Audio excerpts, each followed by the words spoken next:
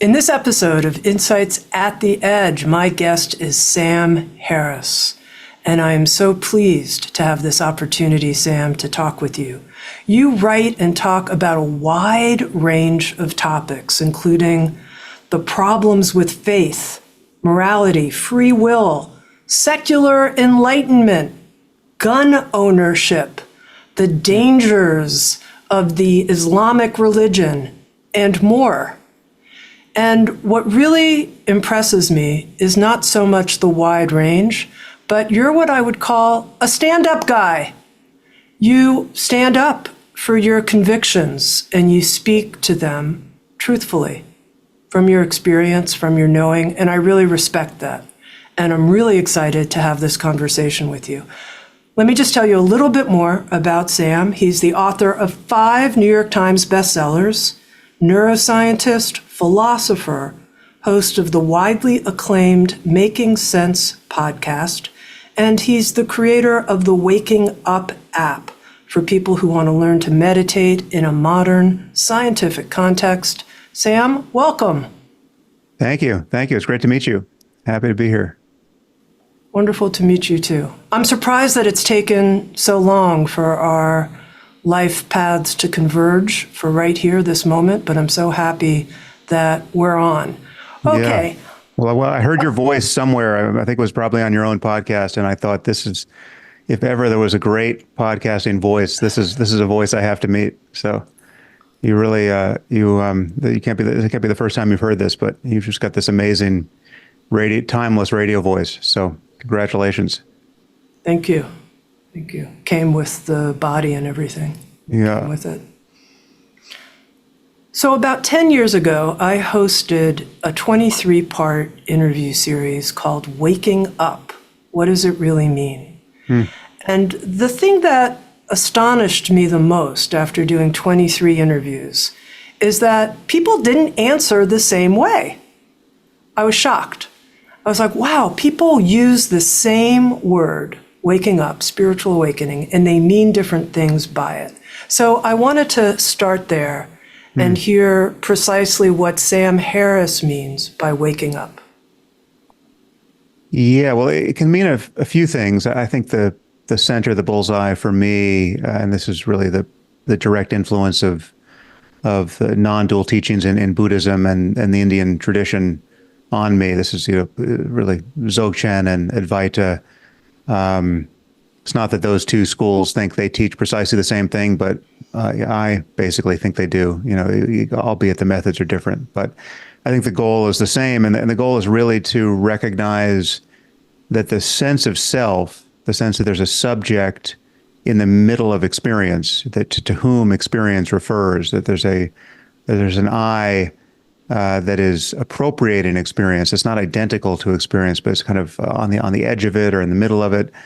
The subject in the head, that's an illusion, right? So you're waking up from the dream of subject-object perception, and especially when you're talking about the mechanics of psychological suffering, you're waking up from the dream of identification with thought, right? The sense that this next arising thought is what you are subjectively, right? I mean, this is not something that people would necessarily assert conceptually. I mean, most people, certainly most educated people in the West, people who believe that we've understood something scientifically about the nature of ourselves, they're not going to think that they really are identical to their thoughts, or they're going to think they're identical to their bodies, probably. And if they're religious in any sense, they think they're identical to their souls, inside their bodies, very likely. But there's this sense of feeling identical to thought that really is the default state for most of us. The thoughts sneak up upon us unawares, and they inhabit us.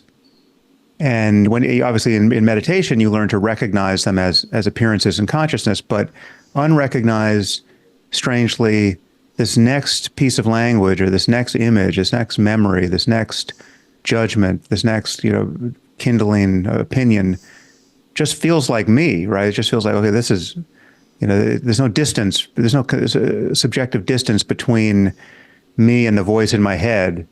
which is thinking this next thought, and that's the default state. And that really is, in many ways, deeply analogous to being asleep and dreaming and not knowing that you're dreaming. You know, when we go to sleep, we fall into a dream state.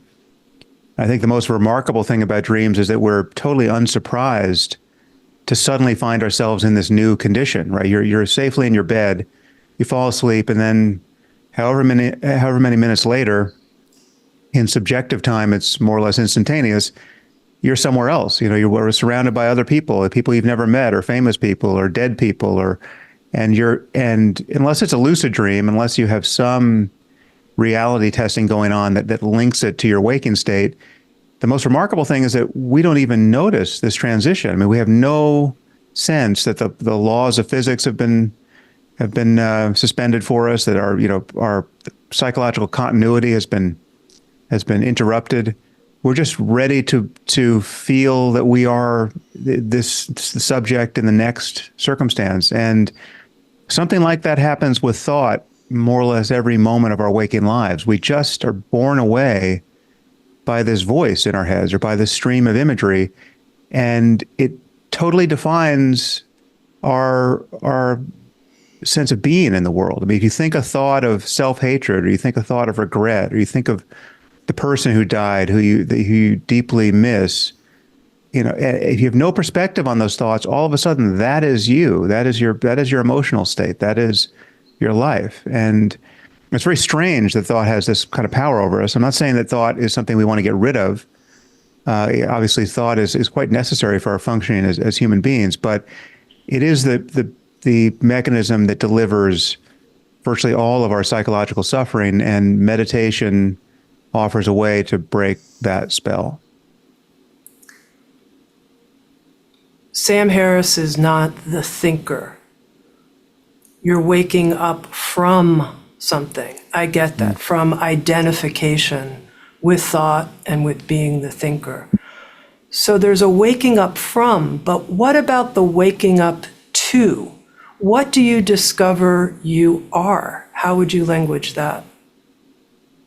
Well, I tend to use the word consciousness or awareness. I use those as synonyms for what remains when you're not shattering experience with concepts, right? So there really is just consciousness and its contents, and the contents are, in some basic sense, indivisible from consciousness itself, right? This is a very traditional view in Advaita or in Dzogchen or in Mahamudra or even Zen. I mean, any non-dual school would give you some version of this, where you have this condition that is the basis of all experience, all subjectivity. The feeling that it's like something to be what you are is consciousness, and this would be no less true even if you were radically confused about everything. I mean, even if this is all a dream, even if this is all an illusion, even if nothing is as it seems, there is this seeming, there is this experience of something, and for lack of a better word, many of us call that consciousness or awareness, and everything you can experience is appearing in that space. And I should be clear, I'm not making any metaphysical claims about this. I'm not saying that that consciousness is the foundation of all reality, that it preceded the Big Bang. I'm not saying that insight into non-duality teaches you anything about cosmology, right? It clearly doesn't, right? So I think we can bracket all of those metaphysical questions about how consciousness relates to the brain or the physical universe. Those are very interesting. I get they're consequential for certain questions, and we haven't figured all of that out yet, obviously, but it really doesn't matter for the claims I'm making about the possibilities of experience and about the nature of human suffering.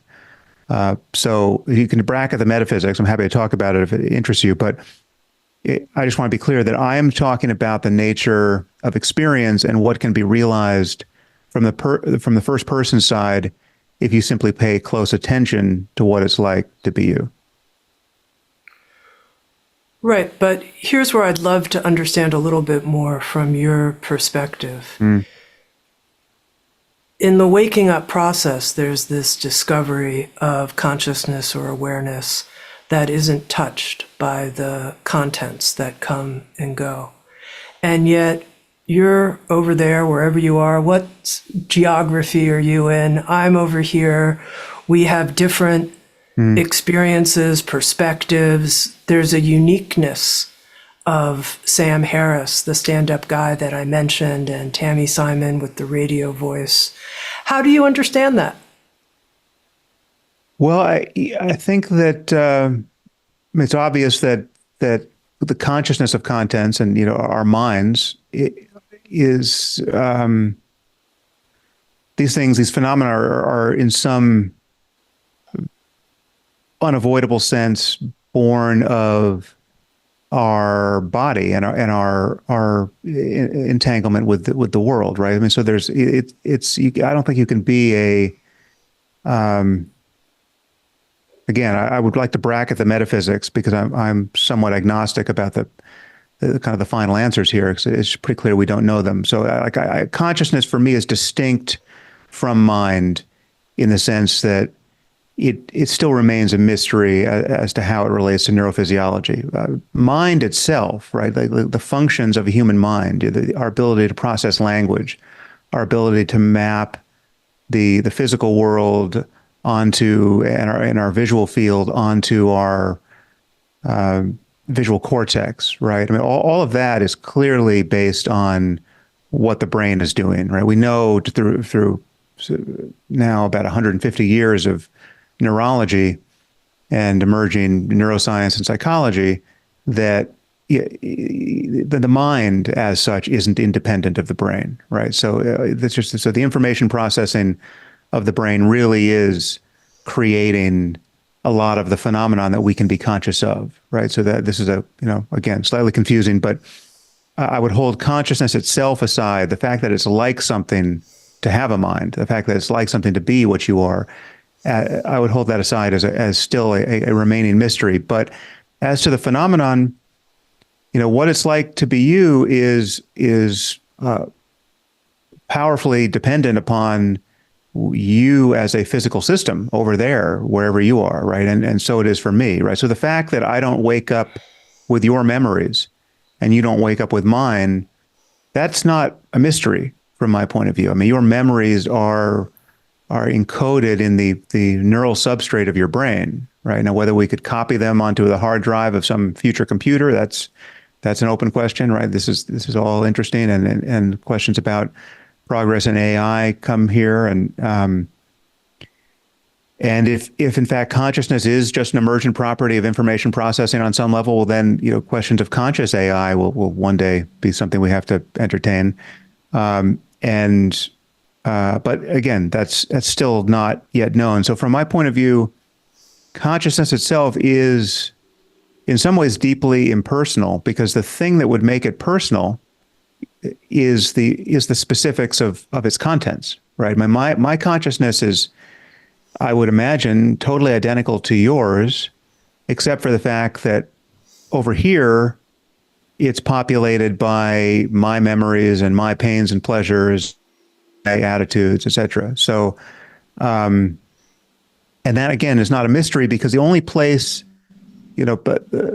my particular pain in my knee can appear is over here where my knee is, right? And in the nervous system that is, mapping the inputs to my knee, in the physical, in the cortex of my brain, right? So, and it certainly seems that not every part of the human brain is producing conscious experience, right? I mean, again, this is another mystery. It's still not entirely mapped, and I can't be entirely confident of this. I mean, it's possible that parts of the brain that we think are consciously dark may in fact be conscious in ways that would surprise us. But certainly at the gross level, it seems that the totality of what I can be conscious of as a mind is a subset of the neural activity that's occurring in my brain, and perhaps a smallish subset, right? I mean, there's a lot that my brain is doing that I can't inspect consciously. And the truth is, as a matter of my conscious experience, I can't even tell that I have a brain, right? That's a pretty big blind spot, right? I mean, there's no experience you're going to have in meditation that is going to deliver the details of neurophysiology, and it won't even deliver the fact that your brain exists or is really plays any role at all in driving your experience. So we don't subjectively, we don't have a perfect concept of what we are in our totality. But I would argue that, again, that doesn't really matter for when we're talking about the promise of meditation and the nature of the self, the kinds of illusions we're taken in by it, and the way in which they produce suffering for us. Okay, let me ask you a few direct questions here, because when it comes to am I avoiding the topic somehow? No, but I want to generate greater clarity for myself. When it comes to meditating in a quote unquote rational or scientific context, a couple of times you've used the word mystery. And I'm wondering, from your perspective, what exists in the realm of mystery that we don't know the answers to when it comes to 21st century secular enlightenment? We just don't know. That's a mystery, even though we're being very rational here. Well, so unhelpfully, I would give you two different types of mystery.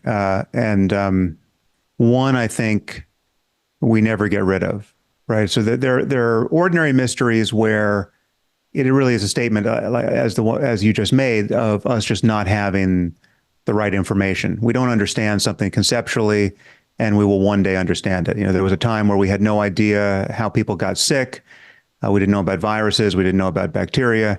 And then we learned something about the germ theory of disease, and you wash your hands before surgery, et cetera. And we made progress, and so certain mysteries got resolved there, and yet further ones, that we need to resolve. That kind of mystery, for the topic of this conversation, relates to consciousness itself, the fact that there's something that is like to be what we are, right? The fact that the lights are on in any sense, how that is emerging out of information processing in the brain or any other physical system, that is or even the fact that it is emerging. Right? I mean, it's possible that it goes deeper than information processing. It's possible that there's something that is like to be an electron, and we just don't know that, right? That's a genuine mystery. We don't understand the so-called neural correlates of consciousness. We haven't, there are theories about this. Some don't make a lot of sense even at first glance, but none are persuasive enough at this point for me to say, as a neuroscientist or a philosopher of mind, that we are confident that we know how consciousness relates to the brain or to any physical system. And this has certain consequences. For instance, I think we will build increasingly advanced AI. We'll eventually build truly humanoid robots that strike us as utterly compelling. And we will design them in such a way so as to seem conscious. And if we haven't figured out how consciousness actually relates to information processing, we won't know whether they're conscious. And I think this is a very interesting and potentially ethically fraught situation that we're going to find ourselves in, I think, in probably a few short years. I mean, maybe 10 years or 15 years at the outside. So consciousness, just how it arises, is a mystery. But I would argue that there are other sorts of mysteries, or another principle of mystery that we really never dispel in science. And it relates to the nature of just what it's like to be conscious from the first person side. And it's that on some basic level, our conceptual understanding of things doesn't really reach into the core of experience and dispel mystery, right? I mean, so you can look at any ordinary object, you can look at your hand, or you can look at a cup on your desk, right? And if you just pay close attention to it and ask yourself, what is it, right? If you just as though seeing it for the first time, gaze upon this object and ask yourself, what is it? You'll find that you have a lot of language you can throw at it, right? You can begin thinking about how this thing relates to other things. You have a name for it. You can keep reiterating that name in your mind. You can say hand and hand over and over again, right? But that doesn't really reach in to the thing itself. There's a kind of suchness to any experience, even the most ordinary experience, that is intrinsically mysterious. So there's just this mystery of being that begins to shine through everything. And that is itself the mystery of consciousness, the mystery that anything is appearing at all, right? And I would say that the mystery of consciousness presents us in every moment with the subjective version of the fundamental mystery of the cosmos, which is, why is there something rather than nothing? Why is anything here? Why are there laws of nature? I mean, it's not enough to say, okay, we've begun to understand the laws of nature, and they have produced, everything that we can be aware of. Well, but why is there anything, including the laws of nature? Right? That's I think an irreducible mystery, and I do think consciousness. Why is there anything that it's like to be what you are? Presents the subjective version of that mystery. It is irreducibly mysterious that the lights are on. And I don't think, even if we understand consciousness conceptually, I don't think, this is the so-called hard problem of consciousness in the philosophy of mind. I think it will always seem like a miracle to us. I don't think there's a way of describing unconscious complexity and asserting that some pattern there produces consciousness that's going to be self-explanatory, that's going to seem like it should have been intuitively obvious that, okay, well that explains consciousness. Now I get it, right? I don't think we're going to have that experience, and it's important to point out that for that purpose, consciousness is unlike any other phenomenon we've ever sought to explain scientifically. I mean, there are things that we thought we would never explain, and we've explained them.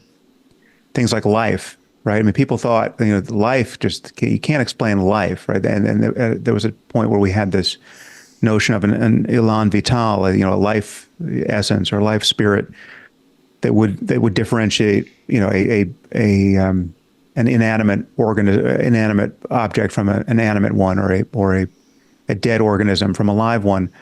But now we know that life, it can be defined in terms of how systems function, right? And whether they metabolize energy, whether they grow, et cetera, whether they reproduce, right? We have all these extrinsic criteria that demarcate living systems from dead ones. And there are certain cases where it's kind of arbitrary, and we're not even sure whether something's alive or not. Like in the case of a virus, I don't think we've decided whether we think viruses are alive or not. Really, they're kind of at the boundary. But consciousness is intrinsically what it is from its own side, right? Consciousness it's not defined, and I would argue it cannot be defined from the outside. I mean, there's no evidence of consciousness in brains. There's no evidence of consciousness in the universe apart from the fact that we know it to exist from its own side in our direct experience.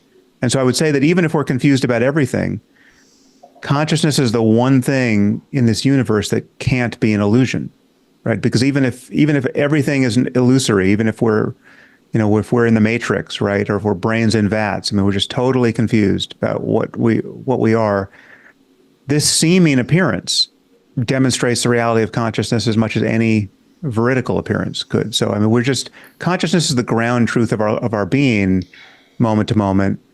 And again, I'm not making metaphysics out of that, but I think it is from the point of view of our flourishing as conscious creatures. I think realizing this and experiencing it more deeply is the most important thing we can learn to do.